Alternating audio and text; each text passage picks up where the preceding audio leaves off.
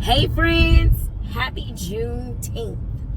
Yes, I know it was yesterday, but I needed and wanted to jump on here to do a quick note about the impact on slavery for us as a people, right? So, because I heard there was a lot of negative things being said about it all on social media. You know, they're not all, right? But some.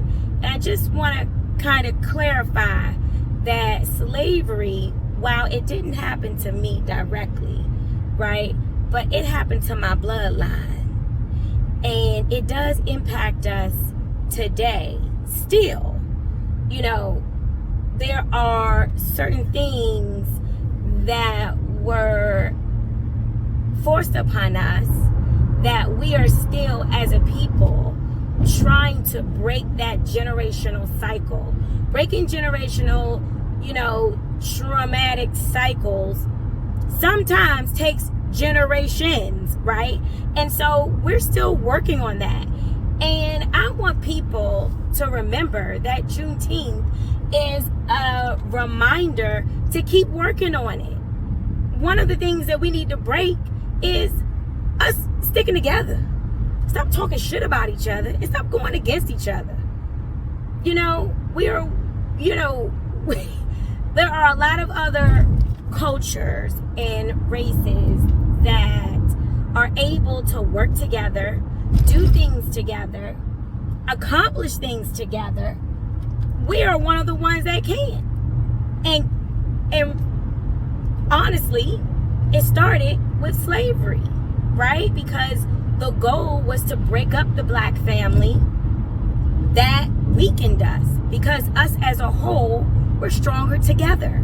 And we're still fighting to get that strength back because we still very much separated, still very much siloed. And I don't really come on here to talk about race a whole lot, but I want y'all to know that it really does impact the way we operate as a people, and that the trauma doesn't end because slavery has ended, right?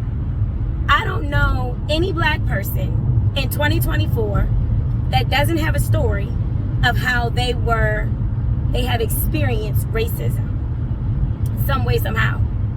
The first time I experienced racism, I was 11.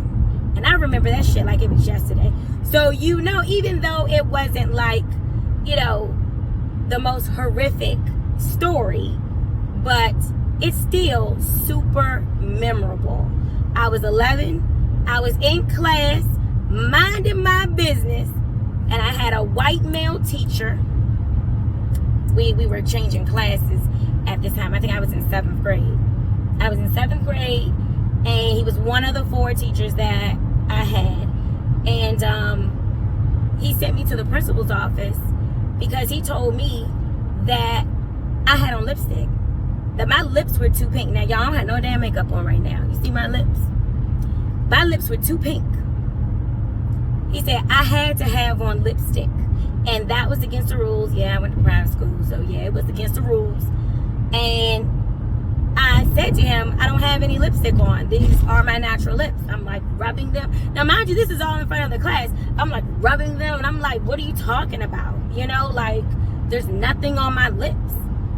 And he sent me to the principal's office. Now, what he didn't know was that I come from a bloodline that is spicy.